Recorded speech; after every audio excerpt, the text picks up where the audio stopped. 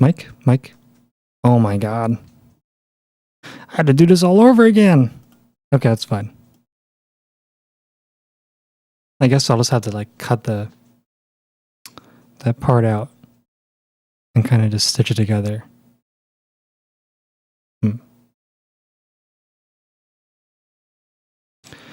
Oh, great job. Great job, me. I'm talking to no one for 37 minutes. Okay. Should have double checked that. I didn't even look at the meter down there. Also, hi, Arnis and Matthias. Thank you, Arnis, for telling me that the mic wasn't working. I should have checked that before. All right, I'm going to start over what I was initially started off here. And you guys can listen to the track over. And I'll do my hush spiel again and go over everything. Great. Just give me 1 second to set this back up.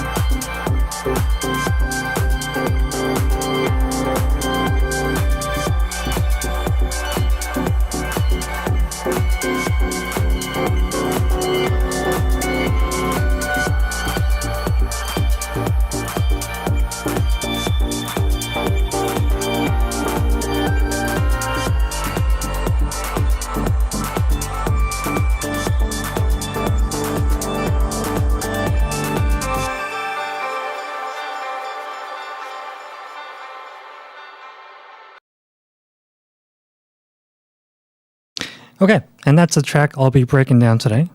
Oh, what just happened to my camera? Hold on.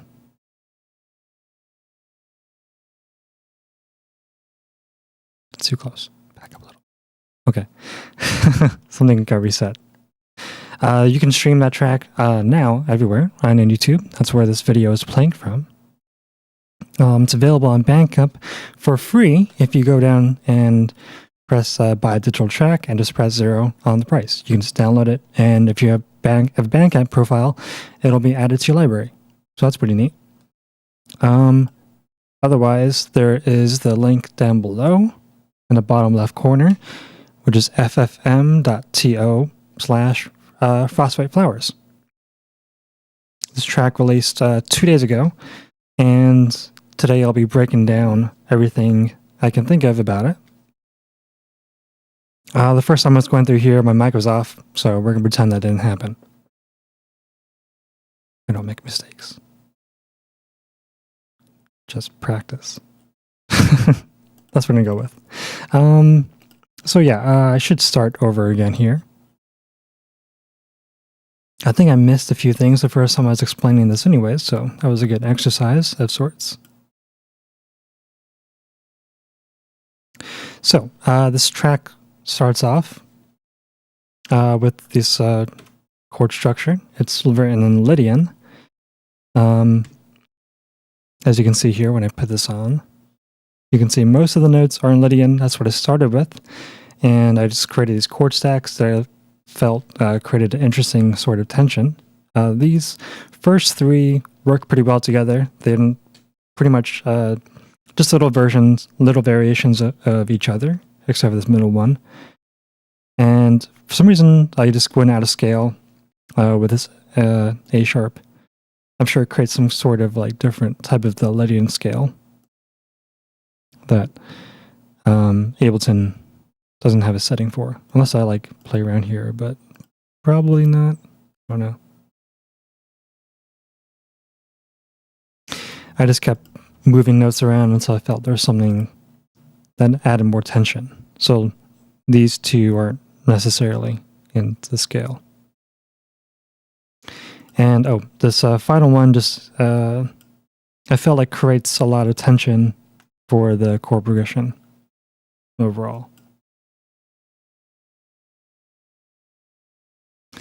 And that's kind of how I arrived at the chord progression. I just wrote this one day and I just left it sitting around, and I eventually came back around to it.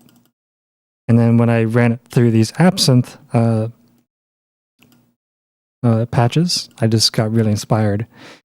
And it made me think of like ice and like frozen icicles or snow, because it was also winter around that time. I think it was about 2 years ago around December. So that makes sense when the only time there would be really snow and ice.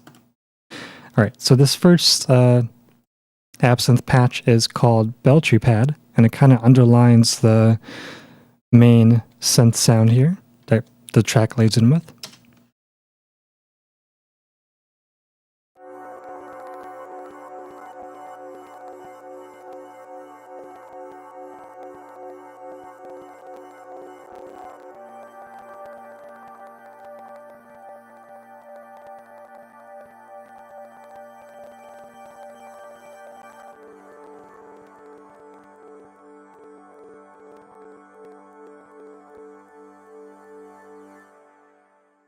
And that one just mostly uses what the absinthe patch already has here, just because it's a fairly simple sound. And I probably didn't feel like I had much to add to it. And let me see if there's any automation going on with that. And yes, there is. So I'll have the intensity and the chime volume automated, which probably just adds and takes away a few sounds in the patch itself. The chime volume seems to go along with the flow of these sections, just creating more sounds and increasing the progression and kind of pulling it away and then kind of bringing that process over again. And this intensity knob is on for most of the track, except for the beginning where it sort of needs to start off slow and then kind of rise up, as well as a breakdown, where I want to take away elements and bring it back up. And then the next patch here is an absinthe as well. That one is called 6 Foot Tall Koala. Nice sound. It's doing some kind of evolving sound that's playing. You can see it's jumping through a sample, and it's kind of chopping up through frequency like little plucks. And that sounds like this on its own.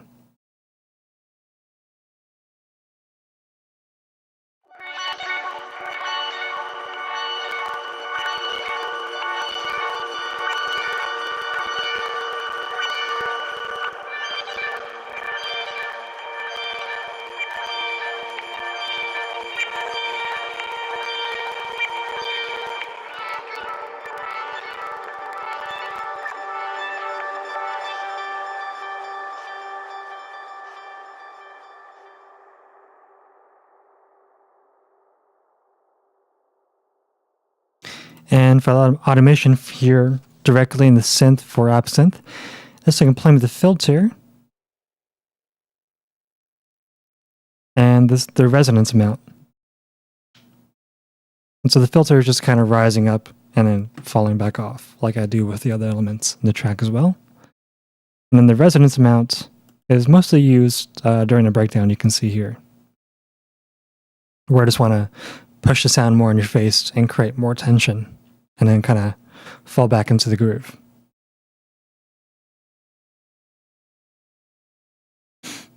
And so that is being processed. It's running through an EQ, which is getting rid of some lows.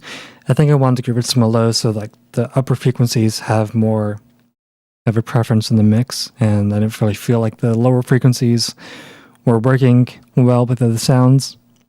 I imagine that the plucks were sort of taking up that space here a lot. So it works to just push the frequencies away and just kind of focus on what's going to be popping through the mix better.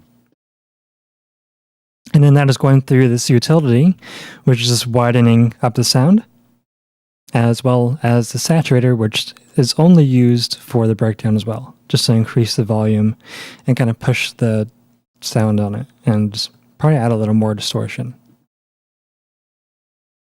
And that is also being ran through Choral, which is also doing most of the work on the breakdown, and then it's kind of coming in on the second drop section.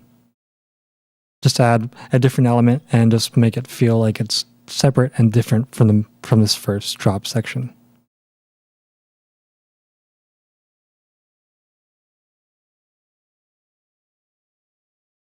Yeah, that's the main like undertone of the track, is these two absinthes working together, creating this atmosphere. And then down below that, and just for like the most of the beginning of the track, is this piano patch, the grandeur, I believe. Yeah, that's also being widened. I don't know why I said it like that. And it also has a slapback going on it after that. It's being automated as well, just so it's more in your face in the mix, more dry sounding when it first comes in the intro, and then it kind of gets pushed to the side a little bit as the rest of the elements come in. I want it pushed more back, and that's why I have it on slapback. So it's just sort of it's probably more in the middle here. I'll just play it and you can probably hear it.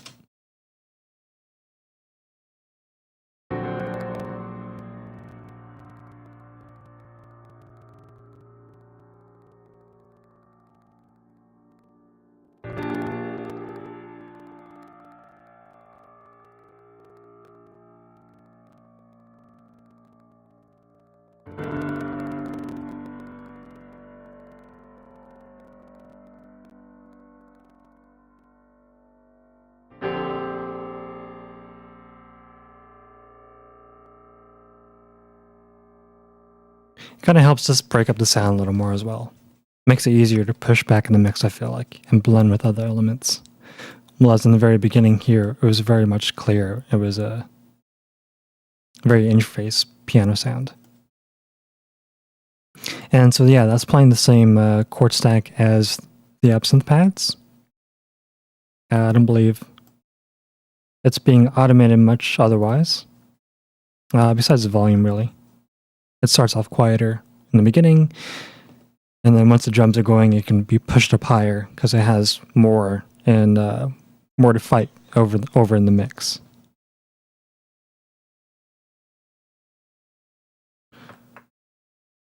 And then after that, we have the sub patch. I'm just going to go down here one by one, so to make it a little easier on me. The sub patch is a sub patch that I got from Mr. Bill's video on subs. It is just playing a square D waveform and a sine waveform. And it sounds like this.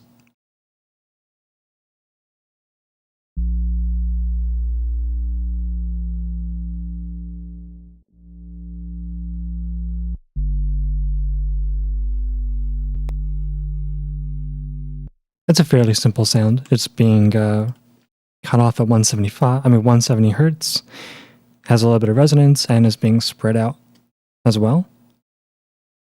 Yeah, it's pretty simple. But I just needed something to make sure I was hitting those low sub noises, sub sounds. Because the pluck does, but I kind of got rid of that because I wanted more of the texture going on. And I'll double back to the pluck. I realized I missed that. And then from the intro here, we have this counter melody playing on the same grandeur contact piano.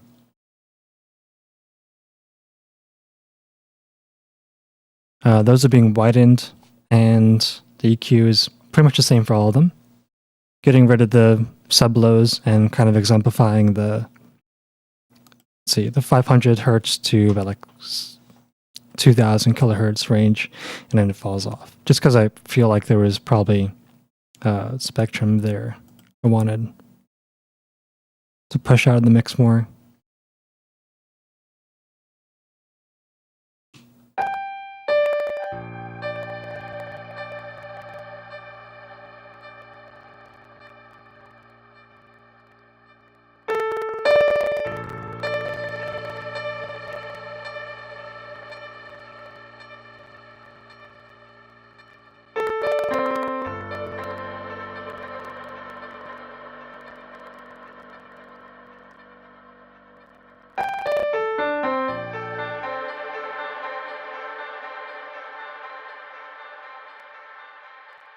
And I wrote those to just help flow from one chord to the next. Just helps keep it rolling. And it really helps that it's going through,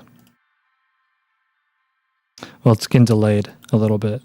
And has some reverb from ROM on, it's called Glowcurrent, the preset for that. I don't think I have any automation going on with that. I can double check.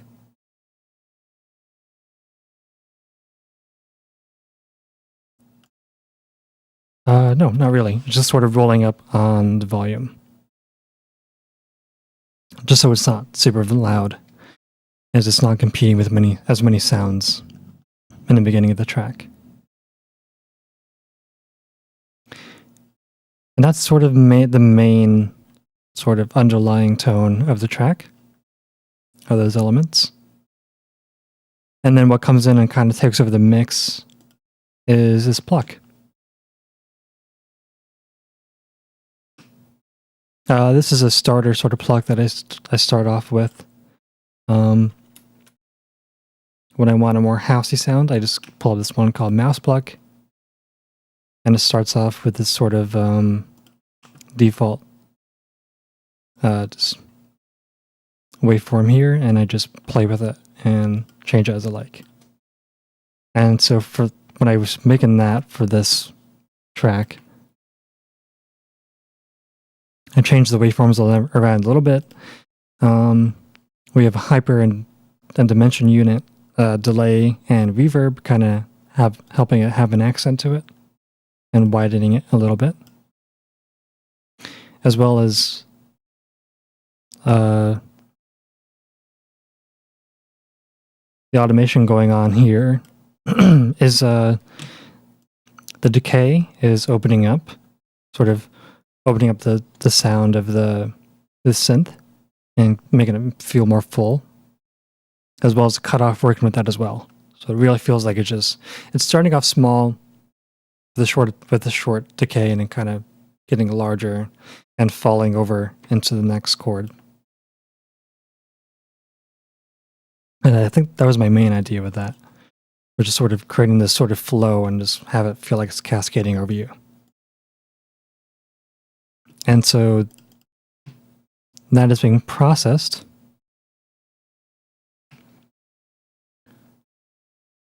I don't think this is doing anything. First by this RX8 declick plugin. And so I'll play it without anything on it.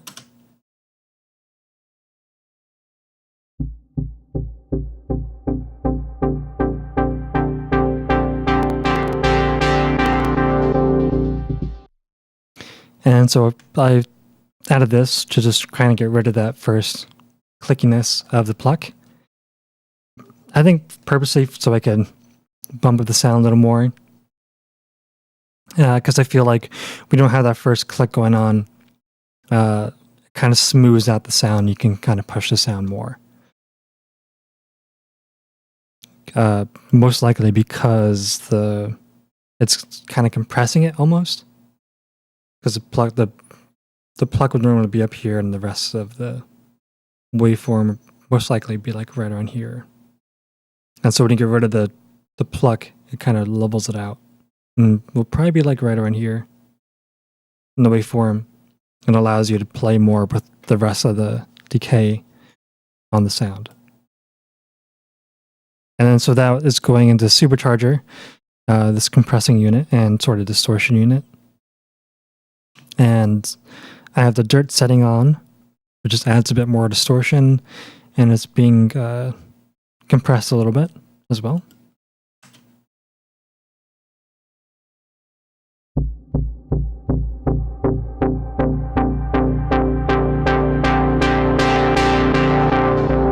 You can see that adds a lot of the texture to the sound already. Makes it sound not as clean, and it makes it feel like it has its own character and space.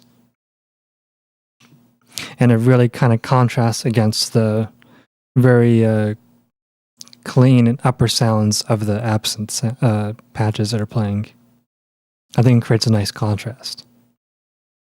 And so I wanted to like exemplify more of the texture, so I bumped up the mids, the sort of mids here, and the lower highs. And that sounds like this.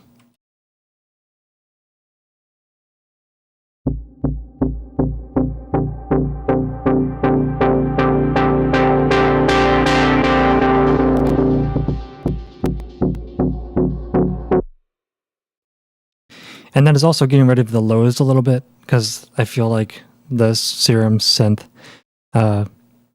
really handles the lows very well. But it comes out very loud in the mix, and if you just get rid of that, it can be louder overall, as well as the sub I have going on here is already filling in that space with a very clean tone. So I didn't really have to worry about that as much. And then that is going into Ozone 8 dynamics, where I'm mostly pushing the sound from the 800 hertz to 6000 hertz range here.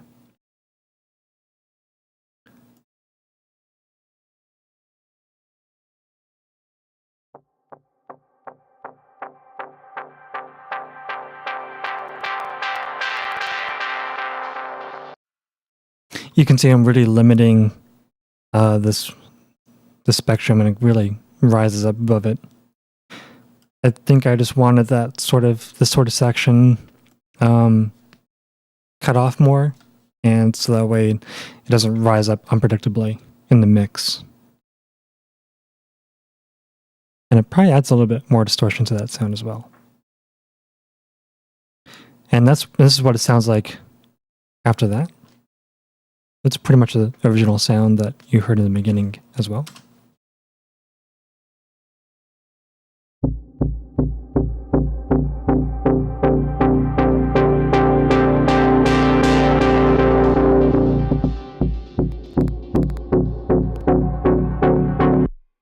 I thought that sounded pretty nice. Sounds very lived in and like has a lot of texture to it. And that's what I like for this track in particular. Okay, and so here I have this little break in the first drop where the pianos just kind of roll down the scale here.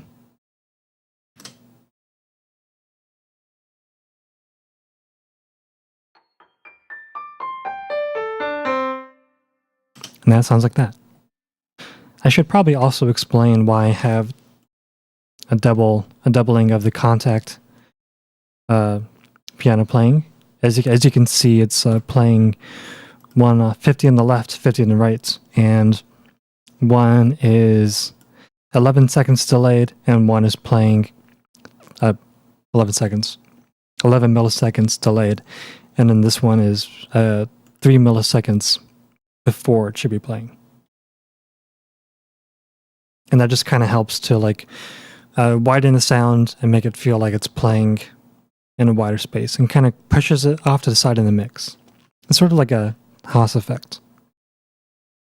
And so the left channel sounds like this.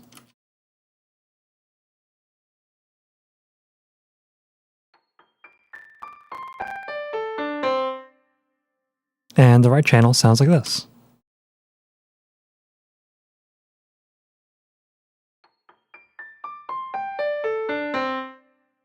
Just creates this nice effect that I like using for certain things that need to be like a kind of melody especially, or like drums that need to be kind of be on the side.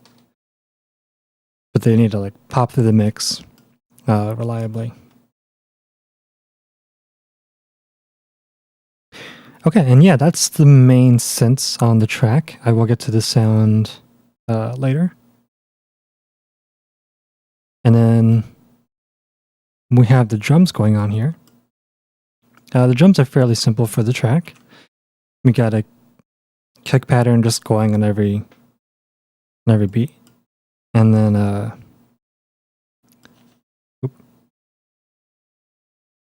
got nothing played.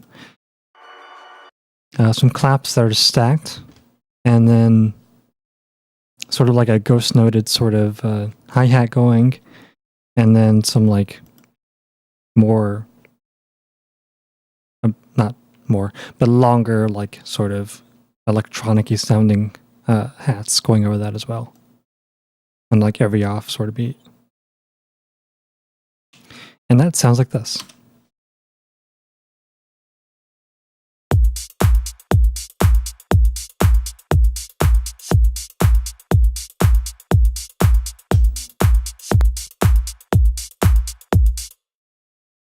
It's a fairly simple sort of dance groove. It's not doing a lot overall.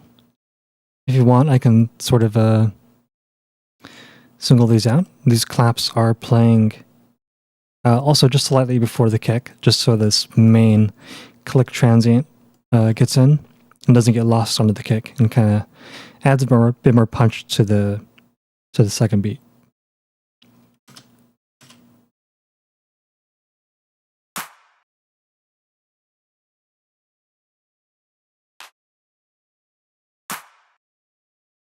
And yeah, that's what those sound like. They're not being processed at all. And the hi-hats sound like this on their own.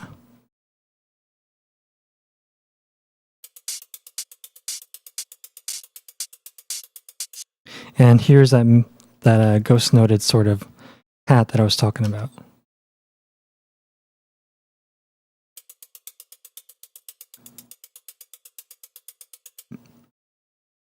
It's just sort of underlying the beat and kind of, in my opinion, acting like a metronome, just to keep it in the flow of a beat going on.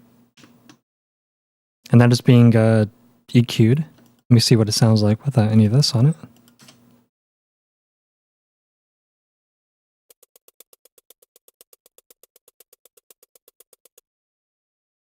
That's what it sounds like without any processing. I added a high pass sort of EQ to it. I used the Renaissance AXX stereo compressor, just compressing it just a little bit. And then that is going through Wave's True Verb on the Studio B setting. It doesn't look like I moved too much around on this one. And it ends up sounding like pretty nice, and it's a leveled sort of ghost noted hi-hat that's only playing in the upper frequencies and is being pushed in the back with that true verb. And then playing over that on the hi-hat groove is this a hi-hat element?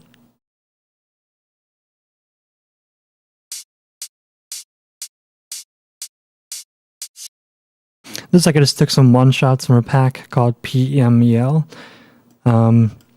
Just shorten the decay just a little bit on the ends, and didn't really process them at all. This one,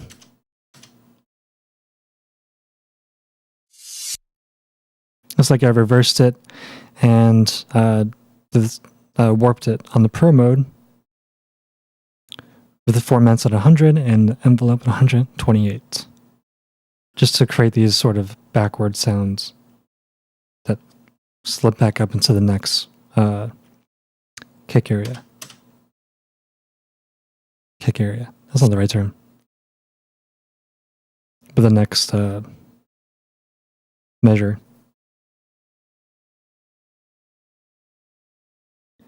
And yeah, that's pretty much a drum groove. Oh, and actually, these little extra sort of side percussion elements come in.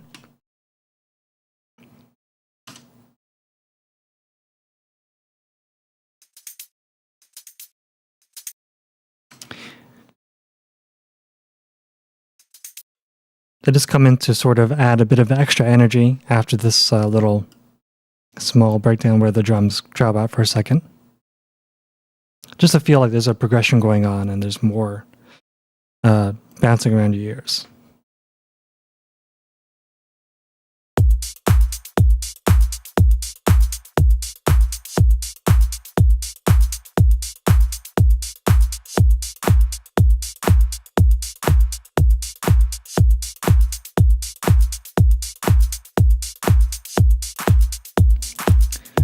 It's really not a huge change. It's a subtle thing, and it's something I learned from other artists who sort of add little hi-hats and clicks to the tracks, just to help increase like a sort of subtle difference in the track. You're not going to really hear it, but I feel like you'll feel it more in the track.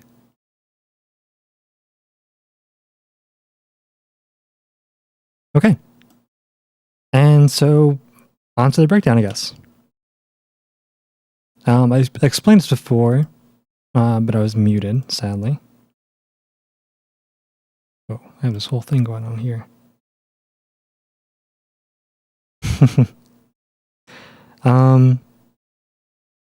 But I believe I took this main progression I made here and I inverted it. And I think that's what is here.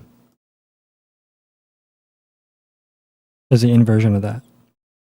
And I took 2 chords from that and I just changed around the notes until I felt like there was something new, and it contrasted with the original chord progression pretty well. And that sounds like this.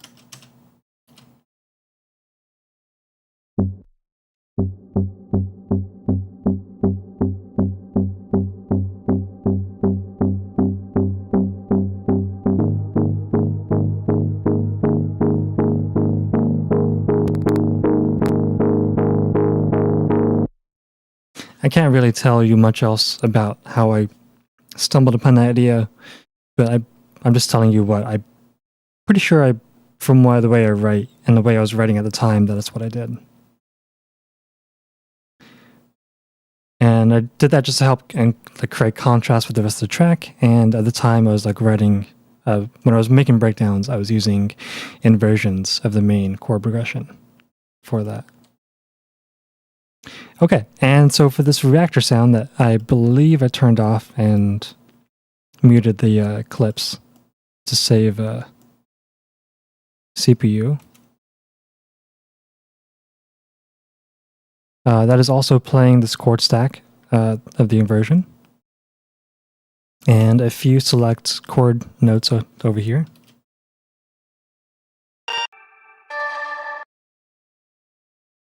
And so that sounds like this.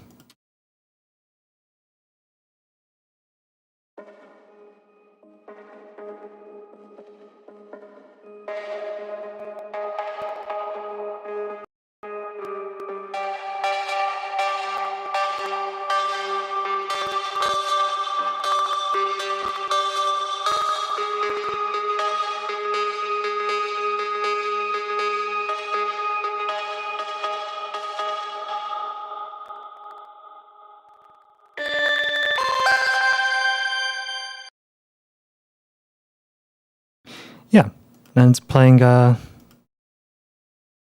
this patch called QWERTY-ARP. It is in rounds on Reactor 6.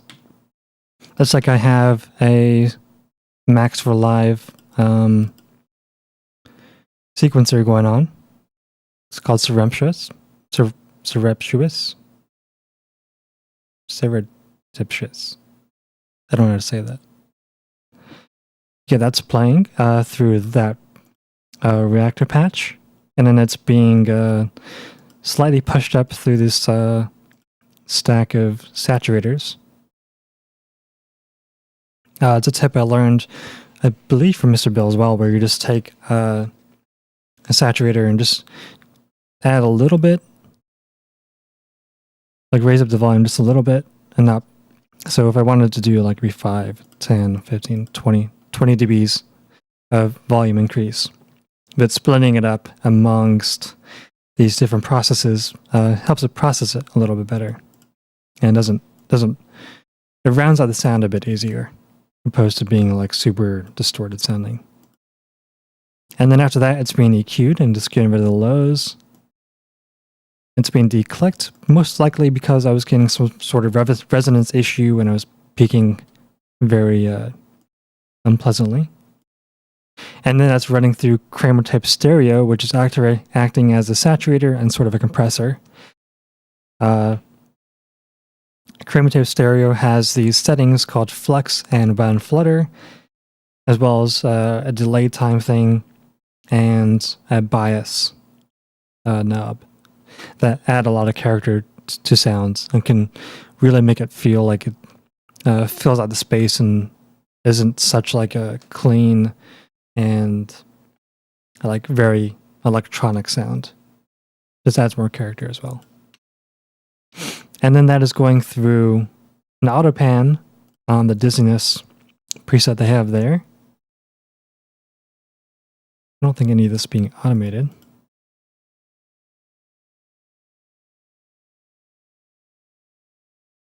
No, not really.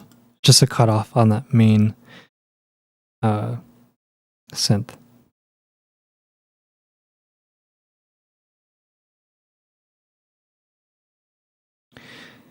And this auto pan is just helping the sound sort of get out of the middle of the frequency stereo field, so that way you can pop through the mix a bit better. It's something I like to do for some plucks, just helps to get it out of the way, and also it makes it more interesting to listen to as it's sort of bouncing from ear to ear. And then after that, it's going into ozone wave imager,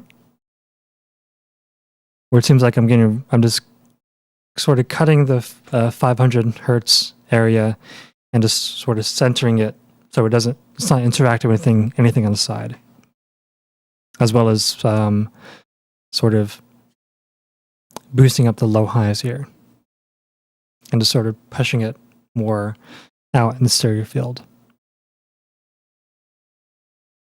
And then that is going into ROM on the subtle acoustic preset. It's sort of in the middle here. I don't think I touched much with this. Just kind of left it as it is. And then again, I have another EQ going on that is taking away the lows. And then another declicker, because presumably I was having another resonance issue with the way that was peaking. And that is being run through Solid Dynamics, which is just acting as a compressor, probably trying to level that off a little more in the sound. And then again, that is running through another EQ, getting rid of the lows. I'm probably getting some sort of issue every time I do this, but I wasn't thinking about that at the time. Or it's creating more resonance issues. And that is going through Neutron 2 and the Transient Shaper. I'm getting rid of even more of that attack. Getting rid of the attack on like different plucks and stuff, I believe can just get rid of that main attack where plucks have this sort of like 80 SOR thing in decay, and it can just help sort of shorten that out so it can be more smooth out, and you can get more of this, the rest of the full sound of a pluck going on. And I'm doing that with the Transient Shaper and an RX-8 declipper. I thought it was a declicker. I read that wrong. So the declipper is probably just getting rid of something that I'm liking about the sound. Probably in the higher upper frequencies, I would think. And it looks like here I'm getting rid of some resonance issues again around this 1700 to 1800 area in the frequency. And then again, that is running through another Transient Shaper where I'm cutting down the transient attack on the highs with this pluck, presumably so I can make it louder and squash the sound a little more. And then I'm boosting the highs a little bit again once I do that. What a weird effects chain. And then that is going through Saturator on a bit warmer, just a little bit of increase in drive. And then I'm limiting that again with an Ozone 8. Wow, that's a lot of effects. I would enable it again if I wasn't sure it wouldn't crash this session, but I do not trust that it would, or would it crash the session. And yeah, that amounts it to a sound like this.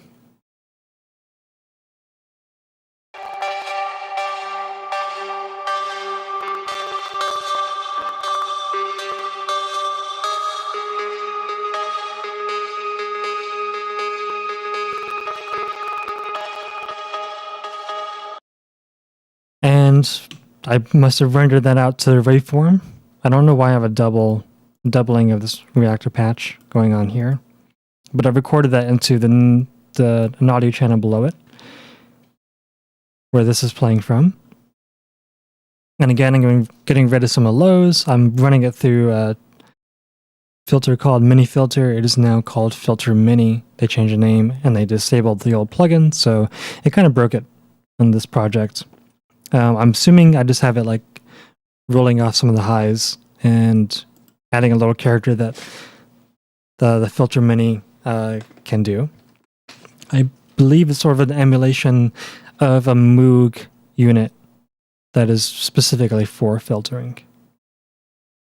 And then again, I'm playing with the transient here. On the upper highs, I'm kind of, it's like I'm lowering the sustain on the highs for some reason. And then getting rid of the lows again and getting rid of the lows again. I feel like sometimes when I use EQ, it doesn't always push as many frequencies out of the way as I like, so I kind of end up double stacking them, hoping that it will actually like increase the effect of it. And so yeah, that is that sound. I'm sorry I can't like play it step by step as I did with other sounds. And it's creating this, and I'm playing this sort of like a extra kind of melody along with these piano ones that have been playing throughout the track right here.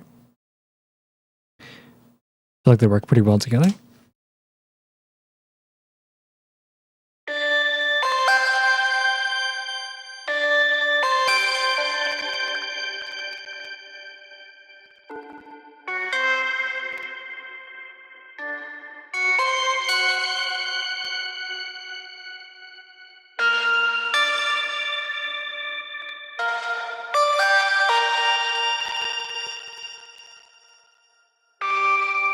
And as you can hear, it's very bright and it's very harsh on the resonance, which is probably why I have all those declickers and declippers running throughout the process chain here. But it balances out in the mix when everything is going at once. And that is pretty much all the sounds for this track. I feel like I'm missing something. You know what? It's probably this.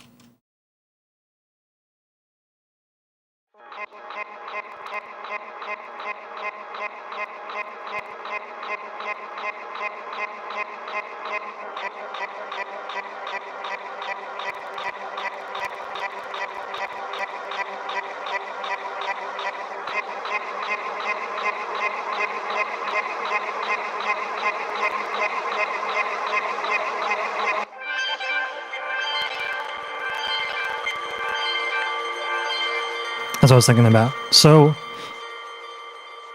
in that breakdown to create more contrast as well, I kind of took that main progression and did what I did with the inversion. But then I pitched it down for this synth as well, and it created this interesting sort of vocal sounding effect, and it just increases the tension in that as well. And I believe I already showed before that it is increasing the resonance amount, the drive, as well as this choral effect coming in.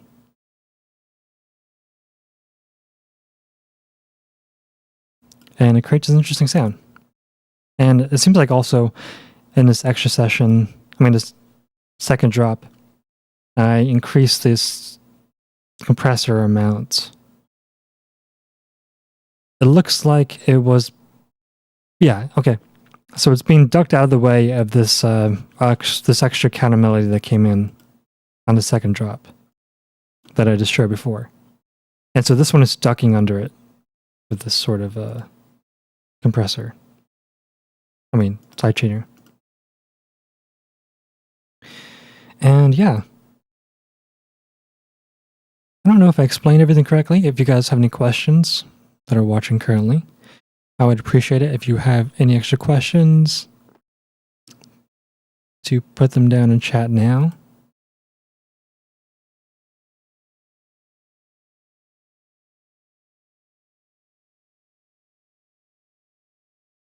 If not, then that will be the end for this for now. Go ahead and check it out where you can listen to it. Consider buying or paying for it on Bandcamp. And yeah, I would greatly appreciate that. You can also support me on Ko-fi through the link below. It is ko-fi.com/Vixels if you feel you would like to help me out in any sort of way. That money will go to upgrading my mixer and giving me another pair of headphones, which are slowly dying. So if you'd like to help my dying gear be replaced, and so I can keep creating music and doing what I do, that would be greatly appreciated. I don't think I'm missing anything here. I hope that this was insightful and everyone enjoyed the stream. Goodbye. Oh, I'm frozen. I see it. I'm frozen. Why am I frozen? Why did this happen? You can see my octopus right there in the corner next to me. All right.